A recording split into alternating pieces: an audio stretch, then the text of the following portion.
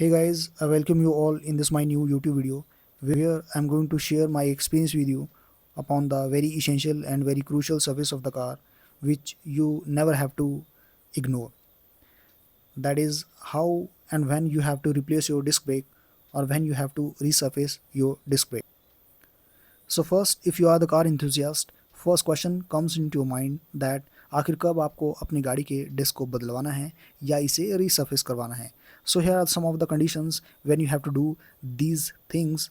The first thing is, जब भी आपको लगे कि आपकी गाड़ी के ब्रेक्स परफॉर्मेंस जो हैं वो थोड़ा पुअर हो गए हैं, मीन्स उतना एफिशिएंटली ब्रेक काम नहीं कर रहे हैं, और if you look very closely on your disc pad और disc rotors and you found that कि उनके सरफेस के ऊपर जो हैं वो अनइवन सर्कल्स या लाइंस अपीयर हो गई हैं या अनइवन ग्रूव्स जो हैं वो बन गए हैं, then this is the time to change those disc rotors or disc brakes, whatever you say. And the second one, if you feel कि आपकी गाड़ी के brakes में जब आप when you apply the brakes and some kind of a grinding noise are coming from the tires, or you feel a kind of vibration on the steering column or steering wheel, then it means either you have to replace your disc brakes और you have to resurface और या आपको turning करवा लेना है. तो although in my case I don't feel और face any kind of this condition with my car brakes, but let me tell you friends कि कार में जो भी पार्ट्स होते हैं they have their own life, and with the respect of time वो parts जो हैं उनका एक पर्टिकुलर टाइम पे उनके बदलवाने का एक टाइम रहता है which you must have to know. अगर आपको पता नहीं है then you have to read the manual of your car very carefully, जहाँ पे ये मैंशन रहता है कि during which period you have to change that car parts.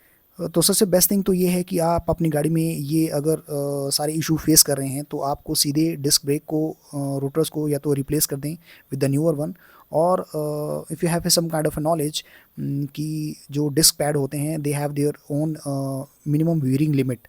अगर वो वीयरिंग लिमिट आपको पता है जो कि एक हर कार ब्रांड्स अपनी गाड़ी में मेंशन करता है, if you read that manual, so वहाँ पे अगर आपको उसकी वीयरिंग लिमिट तक वो डिस्क ब्रेक पहुँच चुकी है, उसकी थिकनेस तक पहुँच चुकी है, देन इट मीन्स आपको वो दोबारा यूज़ नहीं करना है. Either you have to replace the disc rotor with the newer one, और उस लिमिट से नीचे जाने पर आप अगर कहीं ना कहीं उसको स्टिल यूज़ कर रहे हैं, देन जो आपके ब्रेक्स हैं वो गाड़ी के वो कॉम्प्रोमाइज़ होने वाली हैं, ब्रेकिंग परफॉर्मेंस कॉम्प्रोमाइज़ होने वाली है.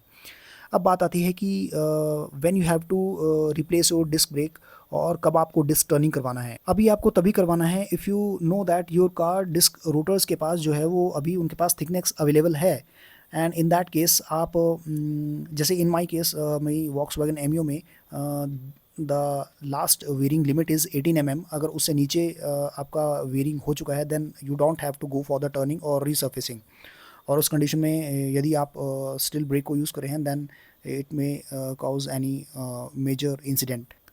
साथ में यहाँ पे एक और बात जानना भी ज़रूरी है कि कहीं आपको ये भी देखना है कि कहीं ये जो ग्रूव्स हैं या लाइंस है या जो सर्कल्स अपीयर्स हो रहे हैं आपके डिस्क रोटर पे, वो कहीं लो क्वालिटी के डिस्क पैड्स की वजह से तो नहीं आ रहे हैं, या जो डिस्क पैड हैं वो इतने आपके वियर आउट हो चुके हैं या घस चुके हैं कि वो अनइवन सरफेस होने की वजह से उनकी वजह से डिस्क पैड के ऊपर वो ग्रूव्स तो नहीं बन रहे हैं. Because let me tell you कि ये जो डिस्क पैड्स रहते हैं they are made up of the mix materials like iron, copper and some kind of a graphite, जो कि हीट रेजिस्ट होते हैं, बट उनका वियर एंड टियर जो है वो डिस्क रोटर से थोड़ा अलग रहता है क्योंकि वो मिक्स मेटल्स रहती हैं. सो उनके अनइवन ग्रूव्स या सरफेस होने की वजह से भी डिस्क रोटर्स के ऊपर जो है वो सर्कल्स या ग्रूव्स बन सकते हैं.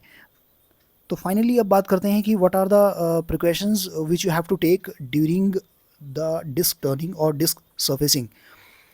The first thing is never try to do the turning if you find that any kind of a crack or uneven bend on your disc rotors.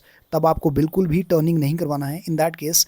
Second, यदि आप पहले ही अपनी डिस्क में टर्निंग करवा चुके हैं, रीसर्फेसिंग करवा ली है, तो उसके बाद आपको जो ब्रेक पैड्स हैं या जो रोटर्स हैं उनको आपने फेंक देना है और दोबारा यूज़ नहीं करना है. Never try to do the turning again on the same disc rotors. The third one is, यदि आपने अपनी गाड़ी के डिस्क रोटर्स की टर्निंग करवा ली है और अब आप ये सोच रहे हो कि आप वही पुराने वाले डिस्क पैड जो हैं वो आप उस डिस्क रोटर के ऊपर यूज़ करने वाले हो। Never try to do that blunder, क्योंकि वो जो पुराने वाले डिस्क पैड्स हैं वो अलग वियर एंड टियर होने की वजह से वो आपकी न्यूअर सरफेस वाली डिस्क रोटर्स को ख़राब कर सकते हैं, उनको हाईली डैमेज कर सकते हैं। So try to prevent that. So friends, through this my video I just want to aware you कि कार सर्विसिंग के दौरान जब भी आपकी गाड़ी के ब्रेक्स को लेकर सर्विस होती है, then you must have to be very careful and alert.